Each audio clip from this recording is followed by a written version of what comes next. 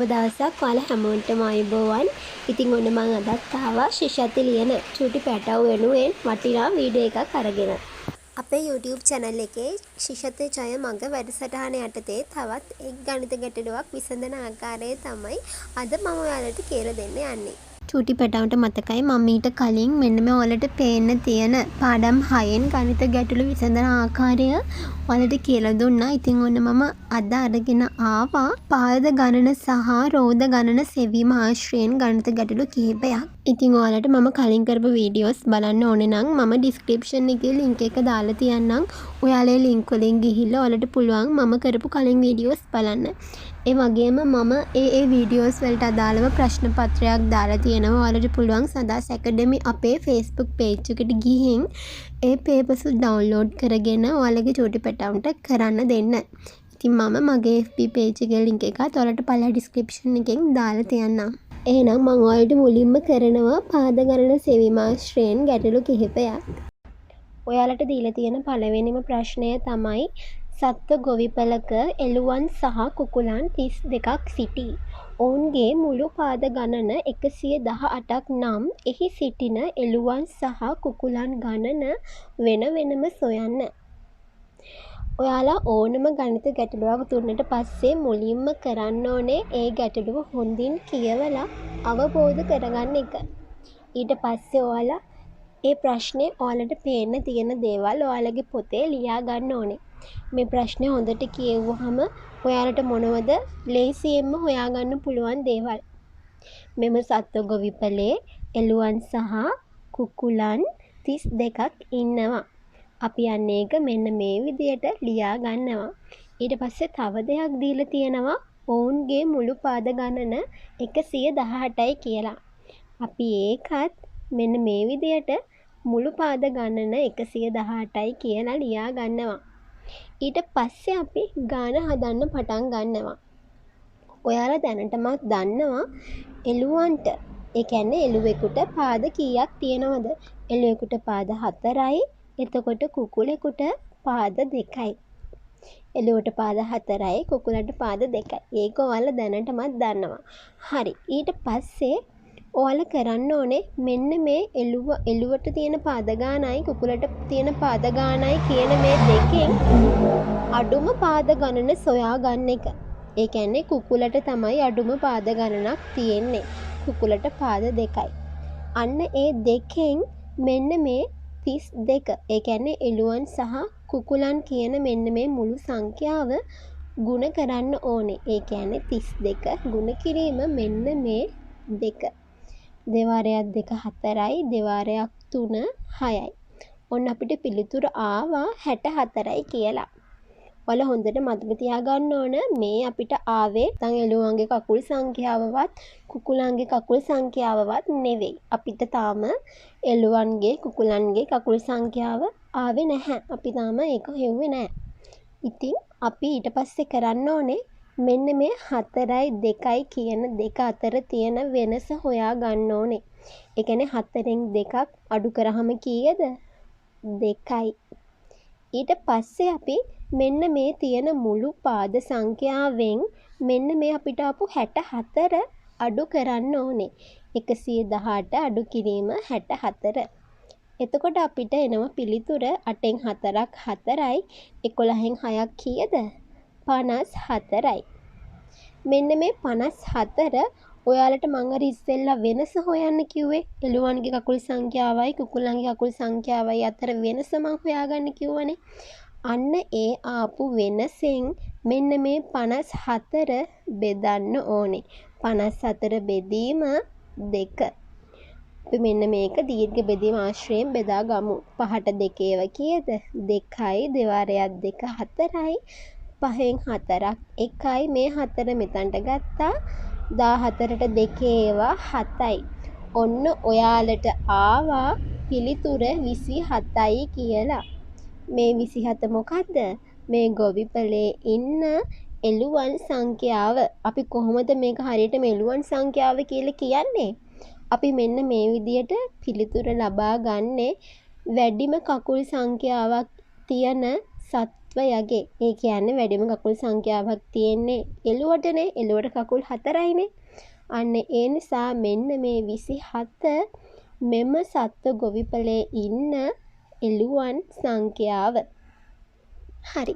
ඊට පස්සේ අපි කුකුලන් සංඛ්‍යාව හොයාගන්නේ කොහොමද? චූටි පැටවු දන්නවා අපිට මුළු සත්තු සංඛ්‍යාව 32යි කියලා ගානේ දීලා තියෙන නිසා අපි කරන්න ඕනේ මෙන්න මේ 32න් අපිට පිළිතුරු ආපු එළුවන් සංඛ්‍යාව අඩු කරන එක. ඒ කියන්නේ 32න් එළුවන් සංඛ්‍යාව අපිට 27ක් ආවා. මෙන්න මේ 27 අඩු කරනවා. 32න් 27ක් අඩු කරාම කීයද? 2න් 7ක් අඩු කරන්න බැහැ. ඒ නිසා අපි මේ පැත්තෙන් එකක් ගෙනාවා. ඊට පස්සේ මෙතන 12යි. 12න් 7ක් 5යි. මෙතන ඉතුරු වෙන්නේ 2යි. 2න් 2ක් බිංදුවයි. එතකොට අපිට පිළිතුර එනවා කුකුලන් සංඛ්‍යාව 5යි කියලා. එතකොට අවසාන පිළිතුර එළුවන් සංඛ්‍යාව 27යි. කුකුලන් සංඛ්‍යාව 5යි. එහෙනම් මම හිතනවා චූටි පැටවු හැමෝටම මේ ගාන හදන විදිය හොඳටම තේරෙන්න ඇති කියලා.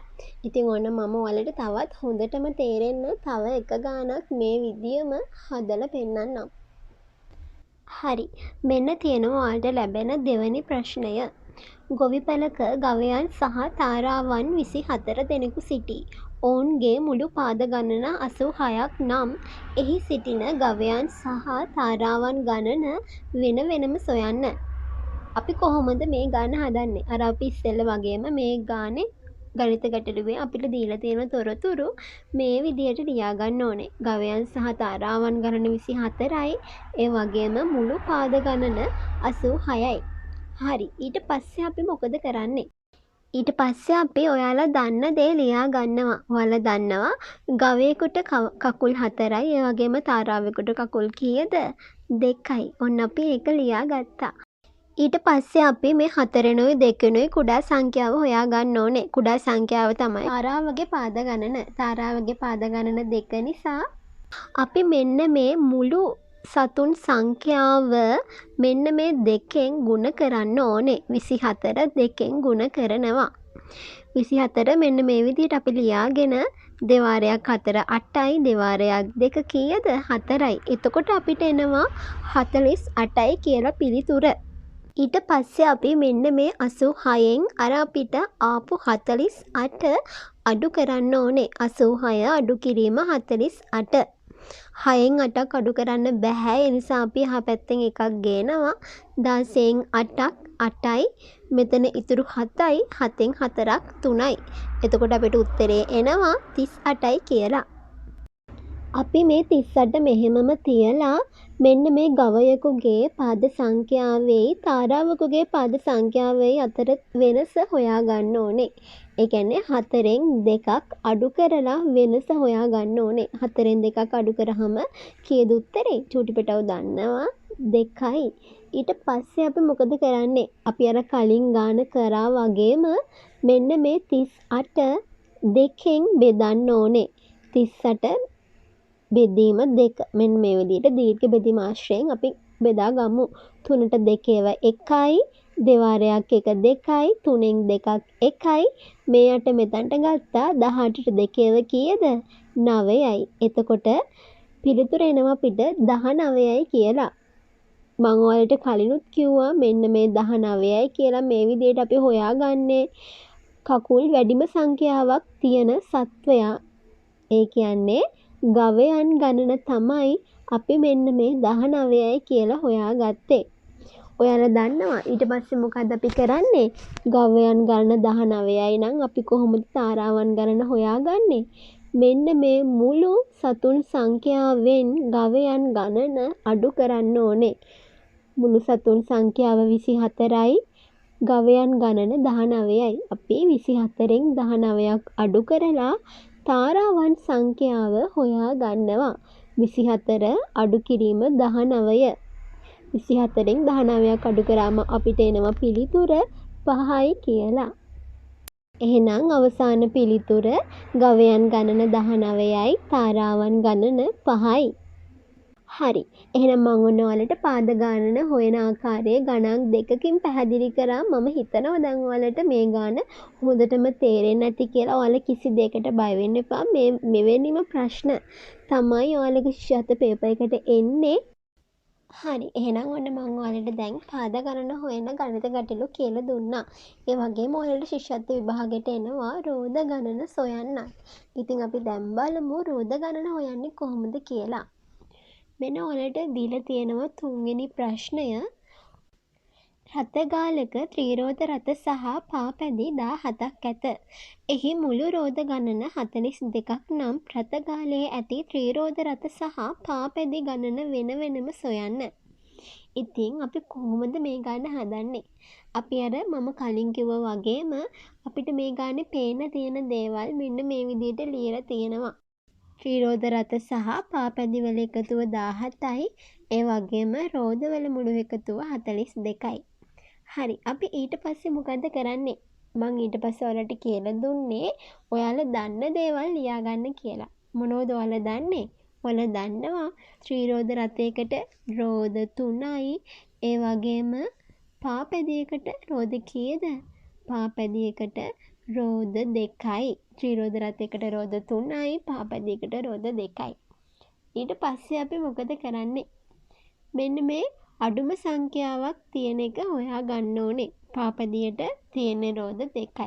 අන්න ඒ නිසා අපි මෙන්න මේ දෙකෙන් මෙන්න මේ මුළු වාහනවල එකතුව ගුණ කරනවා. 17 ගුණ කිරීම 2. දෙවාරයක් 7 14යි. දෙවාරයක් 1 2යි. මේ 1යි 3යි. එතකොට අපිට එනවා පිළිතුර 34යි කියලා. ඊට පස්සේ අපි අර කලින් වගේම මෙන්න මේ ගාන දීලා තියෙන මුළු රෝද ගණනෙන් අපිට මෙන්න මේ ආපු පිළිතුර අඩු කරන්න ඕනේ. ඒ කියන්නේ 42 අඩු කිරීම 34. දෙකෙන් 4ක් අඩු කරන්න බෑ. ඒ නිසා අපි මේ පැත්තෙන් එකක් අරන් එනවා. ඊට පස්සේ මෙතන 12යි. 12න් 4ක් 8යි. මේ පැත්තේ ඉතුරු වෙන්නේ 3යි. 3න් 3ක් බිංදුවයි. ඒ නිසා අපිට පිළිතුර එනවා 8යි කියලා. ඊළඟට අපි මෙන්න මේ ත්‍රිරෝද රථයක රෝදවල එකතුවයි පාපැදියක රෝදවල එකතුවයි අතර වෙනස බලන්න ඕනේ. 3න් 2ක් අඩු කරාම කීයද? 1යි. එතකොට වෙනස අපට ලැබෙන්නේ 1යි කියලා. දැන් අපිට ලැබුණු මෙන්න මේ පිළිතුර මේ එකෙන් බෙදන්න ඕනේ. අපි අර කලින් විදිහටම දීර්ඝ බෙදීම යොදාගෙන 8 බෙදීම 1. ඔයාලා දන්නවා ඕනෑම සංඛ්‍යාවක් එකෙන් බෙදූ විට ලැබෙන පිළිතුර එම සංඛ්‍යාවට සමාන වේ. ඕනෑම සංඛ්‍යාවක් එකෙන් බෙදූ විට ලැබෙන පිළිතුර එම සංඛ්‍යාවට සමාන වේ. එහෙනම් 8 එකෙන් බෙදුවහම කීයද? 8මයි. චූටි පැටවුන්ට මතකයි මෙන්න මේ විදියට අපි පිළිතුර ලබා ගන්නේ වැඩිම රෝද සංඛ්‍යාවක් තියෙන වාහන ගණන. ඒ කියන්නේ අපිට මෙන්න මේ 8යි කියලා පිළිතුර ලැබුණේ ත්‍රිරෝද රථ සංඛ්‍යාව.